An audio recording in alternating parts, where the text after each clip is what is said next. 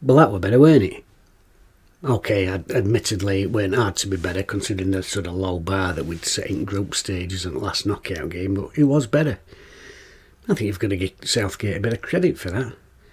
You know, I know he's very staid and we talk about it, he don't make big changes and he makes his subs late and whatever, but he switched it to a 3 at back and it's worked for us, and credit to him. It's not the first time he's done that. I mean, he did it a few years ago against Germany, caught them off guard by switching to a 3 at back, good 2-0 win, and he's done it again, albeit we've needed penalties. Now, I know there's an argument, and the argument will be, well, he's had to do something because Gay was suspended, and he's been one of our better players. But whatever the reasons, he's still done it. And he's got us through to a semi-final now against Holland.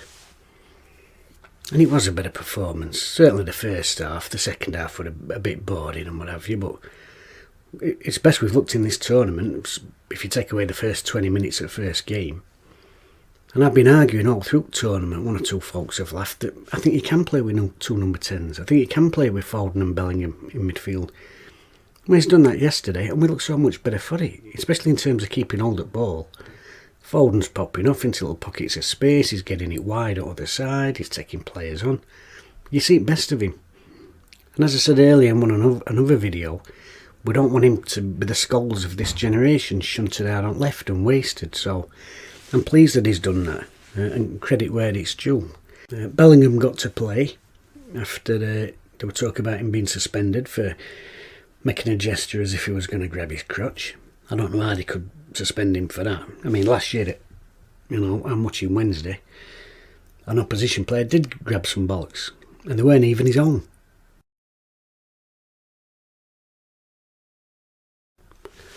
It's old Darnell Fisher, the phantom bollock grabber.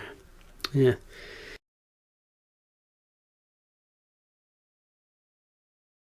The wing backs, I have to admit I was a little bit surprised that there weren't changes.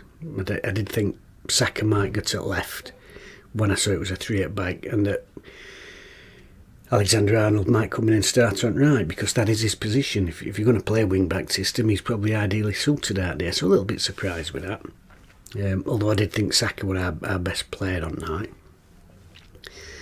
And of course we still had that issue of Trippier on left always wanting to come inside and not ever really getting to the byline and stretching them that way. But what I would say is at least they were high up, even though they were sort of inside out wing backs, at least they were high up the pitch. Saka kept getting to the byline and putting stuff in box.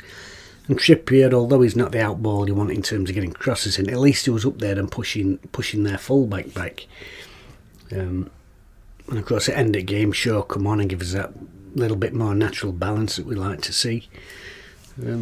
So overall it was good, and because the wing-backs were pushed really high up, it meant that Bellingham and Foden weren't having to go out there all the time. They got that little bit of freedom to do what he wanted.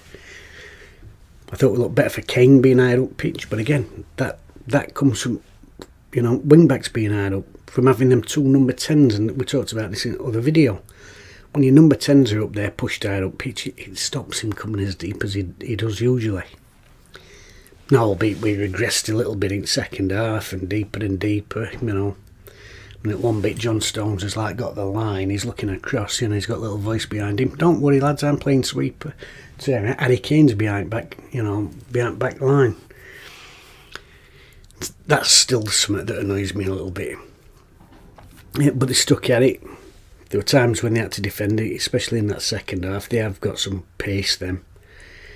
But they stuck at it, and they showed resolve, didn't they? They weren't brilliant, but that's twice now in knockout football that they've fallen behind, and chins hadn't dropped.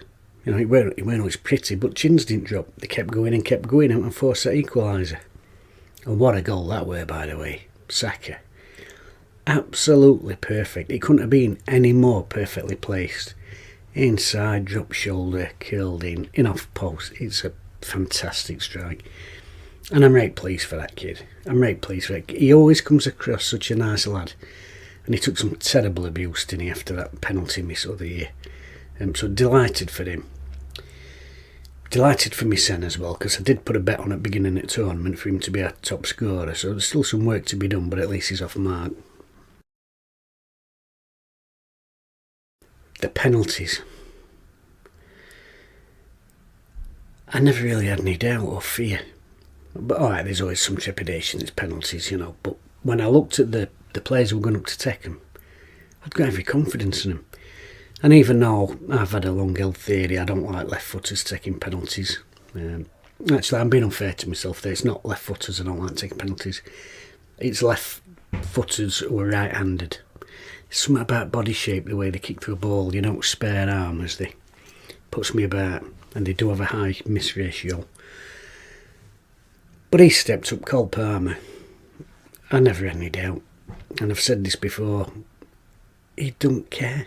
He really don't care. You could say to him, you're playing against Cafu today, son. He's one of the best right-backs the world's ever seen. He gets up and down. You're probably going to be as defending as much as you're attacking. You know, he has got some legs, this kid, and he's fast. And he'd just be like, all right, yes, all right. You know what I mean? You're playing up right today, son. You're up against a kid called Maldini. He's a brilliant defender. In fact, he's that good at reading game. He don't actually make any tackles. You're just running it. Next thing you know, you ain't got ball anymore. You don't even have to tackle. He's that good. And he'd just be like, all right, sound you. I'll just go and have a go at him then. He really don't care. And that attitude showed when he stood up for a penalty. I sat watching it with Alice. And you can see there's no fear. Don't bang. No problem. No problem. But they were all good penalties actually, weren't they? But again, delighted I think most of all for Saka. That grin on his face when he scored. I'm so pleased for that lad. So pleased for him. That shit he took over here, beyond the pale, it really were. He's still only a babby, isn't he? He stepped up, and there must have been some pressure on him, by the way. There must have been some pressure, but he stepped up, swept it in. Brilliant. Brilliant. Really pleased for him. Really pleased for all of them. And now we're through to face the Dutch, which I'm glad about, because although they've got some threats, obviously they've got Van Dijk at back, I think you can get at them. And I'm much happier that we're playing them than the Turks, because I've watched Turkey from the first game, and I've been quite impressed with them. Really solid. Defending numbers, as a unit. Everybody knows the job, really well drilled, and I'm not sure would have broke them down. Just the way that they work across as a team. The thing is with them, the work rate. Every sort of 70-30 in opposition's favour, they make to a 50-50. That's how quick they get in and get stuck in and nail tackles. So I'm glad we're facing Dutch instead of them. I'm not saying it's going to be easy. You know, it'll still be a tough game. They've still got some good players, but I think it'd be a more balanced game we was against the Dutch. And if we can get past them into a final, then you've got to take your hat off to Southgate and say, well, the rest of us might have been panicking and talking about, with the football's not being brilliant. He's just been getting results, hasn't he? Just been getting results. There's an argument, and of course I get the argument that we're winning despite him, not because of him. But it's not just about picking a team beat manager, is it? That's what we all look at. That's what we all break down. Is what formations he's going to use, which players is he going to pick, But being a manager is also about the way that you're involved and the way you talk to and the way you manage the individual players in the squad, and the players all seem to like him and respect him. I saw an interesting interview with Phil Foden the other day, and he said I feel bad for the manager. He said because he wants us to go out and be positive and aggressive, and it's us players on pitch that's letting him down. So there's always a bit of that. It doesn't matter if you're best manager in the world or worst manager in the world. Once players are over the white line, it really is down on them. There's parts in every game and every tournament where you need your best players to take the bull by the horns and, grab the game by the bollocks and say, right, I'm going to drag us up here, I'm going to drag us through this, you know what I mean? So, yeah, we're there. What's he going to do with next one? KE back? They get wiped out now? What's he do? I think it'd be harsh on lad who's come in. I thought he had a good game, especially second half. There was an header opportunity for one of their lads.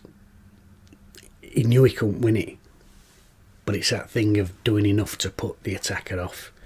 Sometimes you know you're not going to make something, but you've got to go anyway, and you've got to make it as hard as you can and make it as big as you can to put him off, and he did that, and their lad headed over the bar. It was a great bit of defending, brave defending, because he did risk getting nutted it back at head. So yeah, I thought he played well. Shaw, when he come on, thought he looked quite bright. I was a bit shitting myself though. Palmer played a through ball. Shaw bust his bollocks to get after it, and I just go, oh, he's going to snap his hamstring here. Do you know what I mean? He's been out that long. I thought, here we go, snapped hamstring, good night Vienna. But he seemed to get through it all right.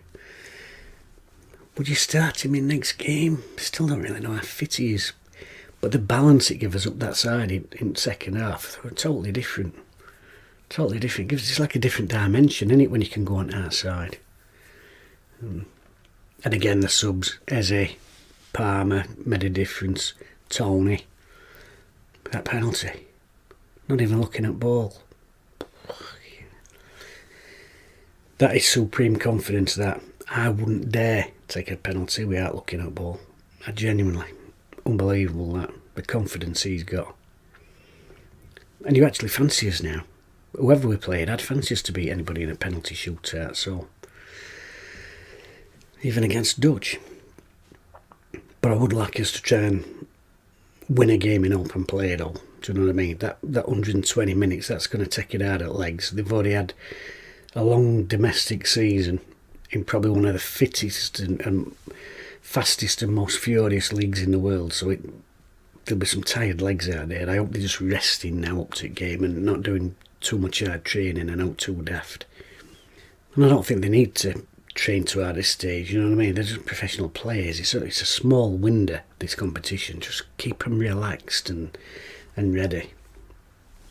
France and Spain, that's the game, isn't it? Who would you want to play out of them? Well, France probably. Although they seem to have voodoo on us. Portugal out. I watched that game. You watched that game? Ronaldo. Tremendous numbers he's got in his career. I do reckon he does a load of sort of work for charity and sporting chances, and he puts a load of money back into his community back home in Portugal, and fair play to him. But he's just something deeply unlikable about him as a character when he's on park. I can't put my finger on it. It's just everything's about me. Do you know what I mean? And I don't think... And they've got some good players in Portugal, but I just don't think Martinez had got the bollocks to drop him. And again, that comes back to managers having to make big decisions. Spain, France, England, Holland.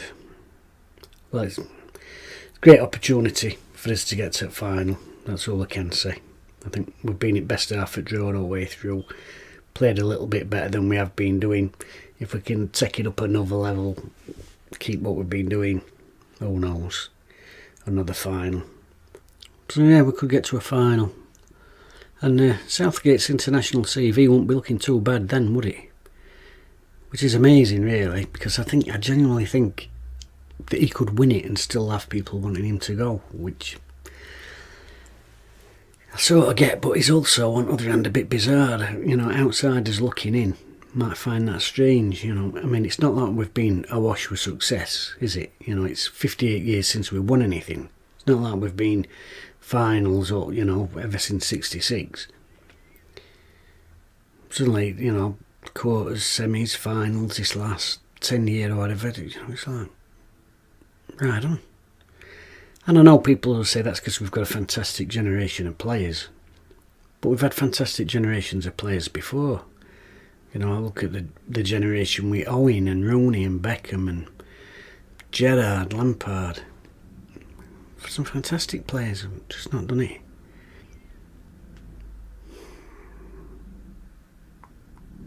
Bizarre. Would I want him to stay? I don't know. Do you know what I think it is? And I mean this. And I don't think it matters whether you're a Sunday League team or an international manager. I think the issue that Southgate's got is something that's the same from every level up from park to international, which is teams tend to be on the park, the style tends to be similar to the personality, the identity of the manager. So look at somebody like Ferguson. It's all about winning at any cost, being quick and direct and blunt. And Southgate's just, he's a quite measured sort of bloke, and I think we see that in the way that we keep possession of the ball. It's not 100 mile an hour, But if you look at Pep, if you look at where his team move the ball, and then you would listen to him speak and his personality and his physicality and his body movements, he's same, and I think that transposes onto the style of play the players on the pitch. So Mourinho, defensive personality, prickly, but that's how his Chelsea side were when they played them. Very solid defensively, prickly, got a few nigglers in there, Carvalho, Terry, niggly fuckers, prickly. Same as his Real Madrid side, same again with Pepe in there. And it's that personality of the manager, niggly, defensive, everyone's against us and that sort of attitude. And of course people always say that's why Brian Clough would have been a great England manager, or he wasn't with it at one time. Redknapp, now a lot of people say Redknapp's a chancer and this and other, but I'd always say this, his teams play good football, and he always seems to have players who look relaxed on pitch, and I'd say it time and time again.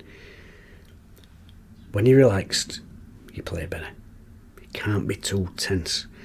And this isn't about winning leagues, is it, international football? It's about a small window of time, 3 or 4 weeks. You're working with the best players in the country. They don't need much training. They don't need that much guidance. They're working with the best coaches in the world in their domestic lives, if you like. It's just about a 4-week window of getting them players together, creating a good atmosphere, getting them relaxed, and dare to say, getting them enjoying themselves.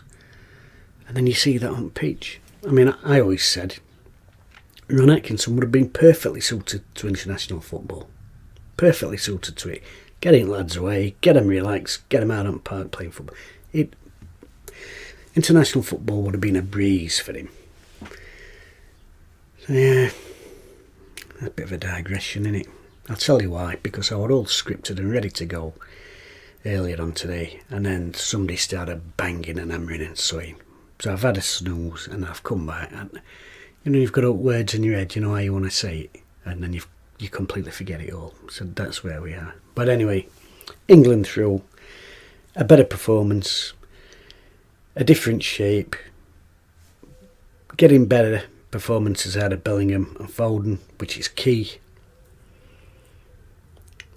Look quite solid at back. Unbelievable penalties of composure and confidence. And we're through again. Whatever happens, he's won us another game. He's got us through another round. And there we go.